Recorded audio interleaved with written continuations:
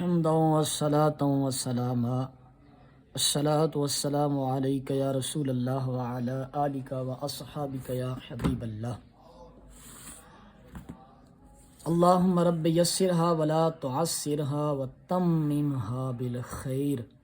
اللہ تعالیٰ کے فضل و کرم سے آج ہم نحو میر کا آغاز کرنے لگے ہیں۔ اس سے پہلے ہم کچھ باتیں نحو کے متعلق کریں گے اور کچھ کتاب ہادہ کے متعلق کریں گے۔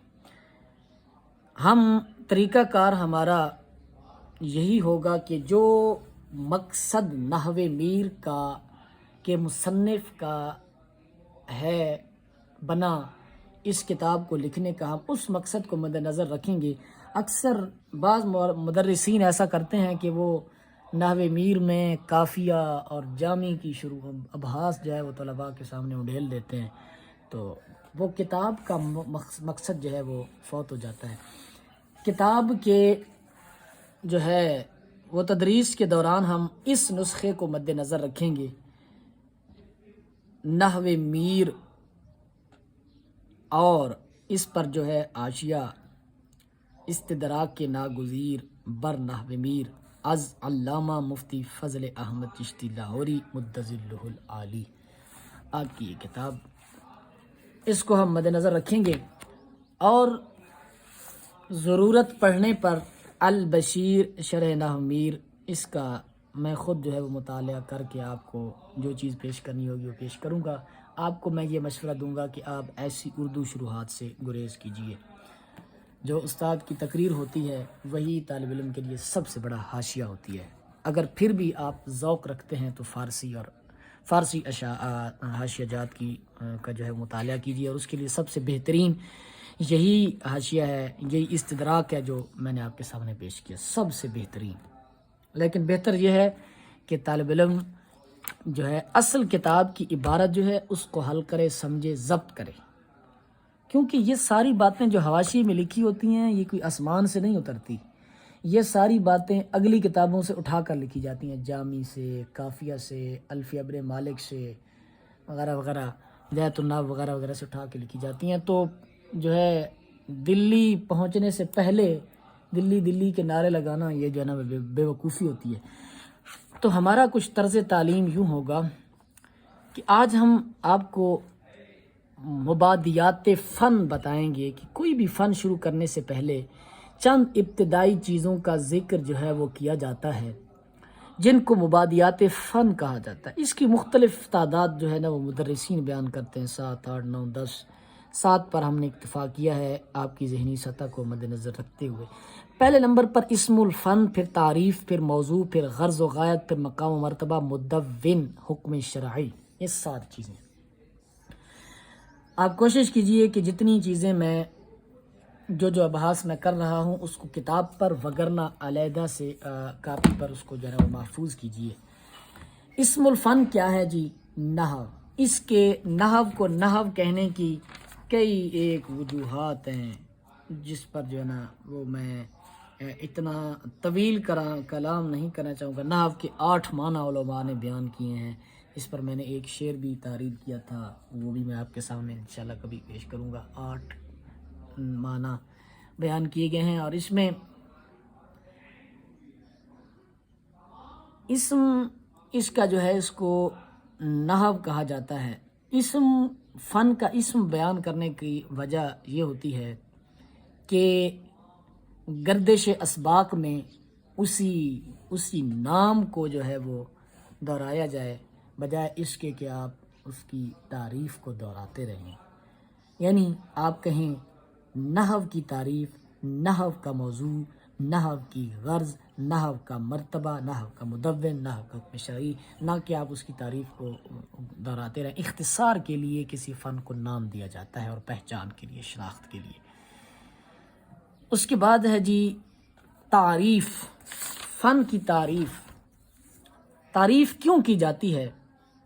تاکہ مجہول مطلق کی خرابی لازم نہ آئے، کہ بھئی طالب علم کو پتہ ہی نہیں ہے کہ ہم کیا پڑھ رہے ہیں، ہوا میں تیر چل رہے ہیں، تو مجہول مطلق کی خرابی لازم نہ آئے، اس لیے اس کے سامنے تعریف کی جاتی ہے کہ اس کے ذہن میں ایک نقشہ پڑ جائے کہ ہم کیا پڑھیں. تو تعریف اس کی دیکھیے، وہ علم جس کے ذریعے کلمات ثلاثہ کے آخر کے حالات معلوم ہوں معرب و مبنی ہونے کی حیثیت سے، اور کلمات جوڑنے کا طریقہ معلوم ہو. یہ بہت زبردست تعریف ہے جو میں نے آپ کے سامنے پیش کی ہے.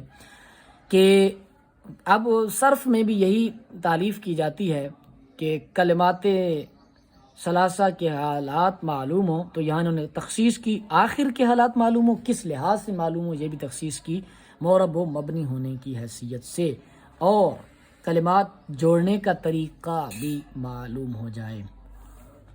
اس کے بعد موضوع ہے جی کلمہ اور کلام. صرف کے اندر بھی کلمہ اور کلام کہا جاتا ہے. تو مابل امتیاز کیا چیز ہے؟ وہ یہی چیز ہے کہ نحو کے اندر کلمہ اور کلام موضوع ہیں کس لحاظ سے؟ معرب و مبنی ہونے کی حیثیت سے.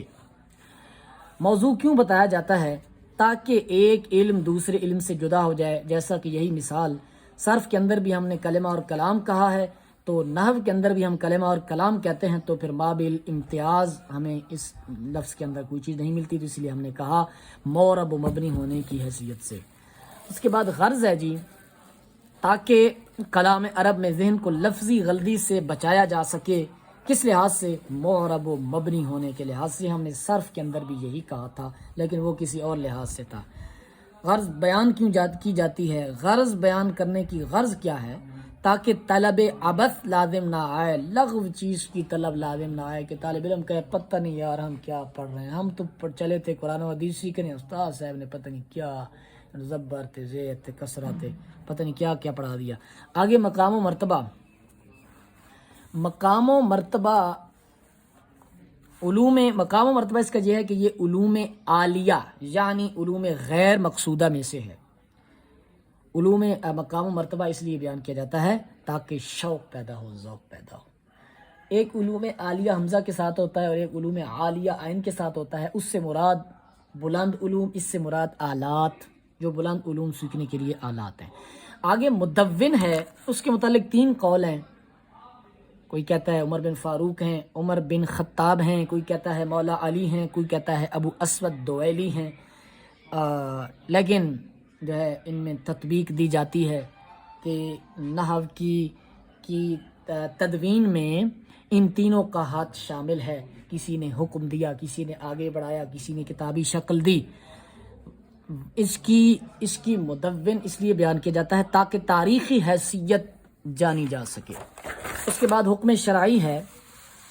حکم شرعی اس کا فرض کفایہ ہے، کہ فرض کفایہ اب اصطلاح شرعیہ ہے، اس پر کسی اور موقع پر کلام کیا جائے گا تفصیلی. وجہ حکم بیان کیوں کیا جاتا ہے؟ تاکہ اس کی شرعی طور پر بھی حیثیت واضح ہو جائے کہ ہم یہ پڑھ رہے ہیں، فرض کر رہے ہیں، یا واجب ادا کر رہے ہیں، یا فرض کفایہ ادا کر رہے ہیں، کیا کر رہے ہیں.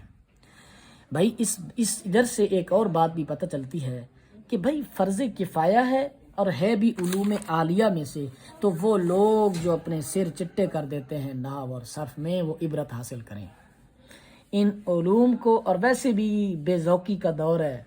پہلے جو لوگ تھے تو وہ جو 15-20 سال علم کو دیتا تھا گھر بار چھوڑ کے، تو وہ 1 سال پورا یا 1.5 سال صرف پہ لگا دے تو یہ کوئی بڑی بات نہ تھی.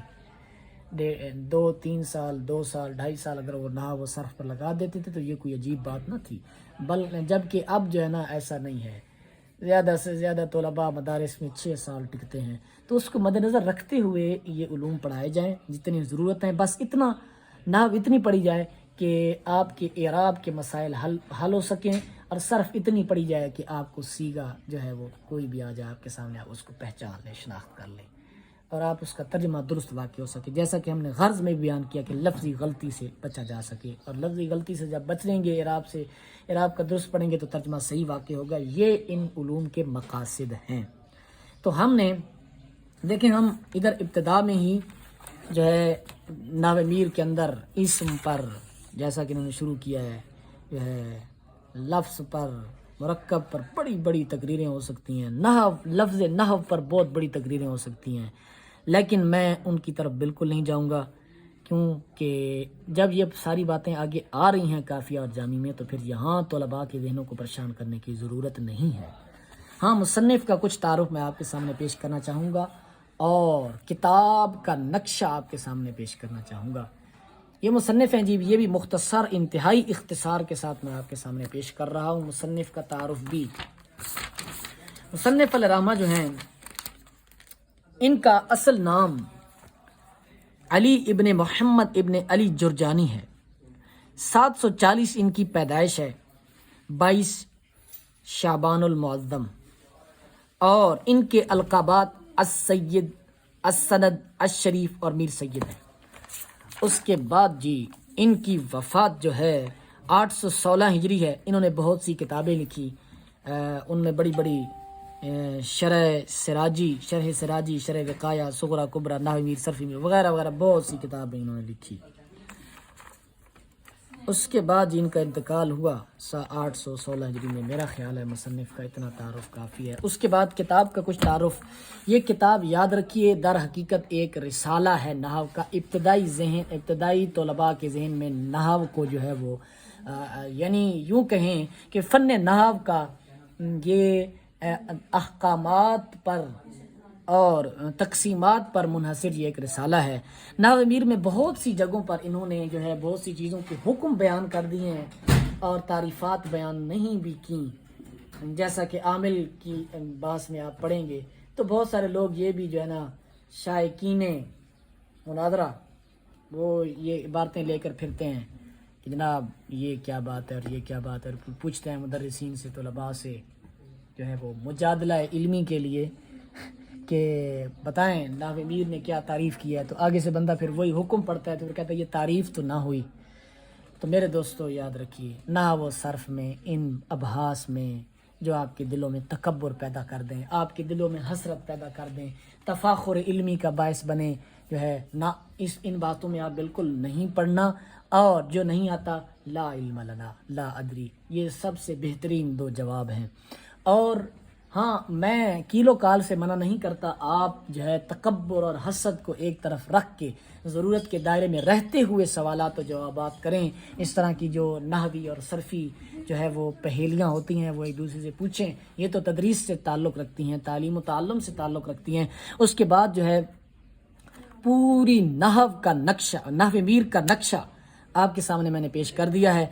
اس پوری نحو میر میں کل 3 چیزیں ہیں، ایک مقدمہ ہے، 3 ابواب ہیں اور ایک خاتمہ ہے۔ مقدمہ کے اندر ویسے تو 11 فصلیں ہیں لیکن ہم نے اس کو 10 فصلیں لکھی ہیں۔ پہلی فصل مفرد کے بیان میں اس کی اقسام کے ساتھ، دوسری فصل مرکب مفید کے بیان میں، تیسری فصل مرکب غیر مفید کے بیان میں، چوتھی فصل نحوی اجراء کے طریقے کے بیان میں، پانچویں فصل معرب و مبنی کے بیان میں، چھٹی فصل مبنی کی تقسیم کے بیان میں، ساتویں فصل اس میں غیر متمکن کی اقسام، آٹھویں فصل اس میں متمکن کی تقسیم با اعتبار تذکیر و تانیث، با اعتبار تعریف و تنکیر، با اعتبار افراد تثنیہ جمع، اور 9ویں فصل جو ہے اس میں متمکن کے اعراب میں، اور 10ویں فصل جو ہے فعل مضارع کے اعراب میں۔ اس کے بعد جو 3 ابواب ہیں اس میں سے پہلے نمبر پر حروف عاملہ کا بیان ہے، اس کے بعد افعال عاملہ کا بیان ہے، پھر اسماء عاملہ کا بیان ہے، اس کے بعد خاتمہ جو ہے خاتمے کے اندر 3 ابحاث ہیں۔ پہلی بات توابع کا بیان ہے، پھر منصرف غیر منصرف کا بیان ہے، پھر حروف غیر عاملہ کا بیان ہے۔ تو یہ آپ کے سامنے اسکرین پر نقشہ چل رہا ہے، اس کو آپ جو ہے محفوظ کر لیجئے، لکھ لیجئے، تحریر کر لیجئے، زیادہ سے زیادہ کتاب پر لکھیے، حواشی لگائیے، تعلیقات کیجئے، یہ آپ کے لیے بہت مفید ہوں گی، اور کوشش کیجئے کہ آپ عبارت تک محدود رہ کے اس اصل عبارت کو اس کی فہم حاصل کریں اور اس کو ضبط کریں۔ انشاءاللہ تعالی اگلے درس میں انشاءاللہ تعالی مقدمہ جو ہے وہ بلا تمہیدی پیش کیا جائے گا۔ ھذا ھو المرام واللہ تعالی اعلم۔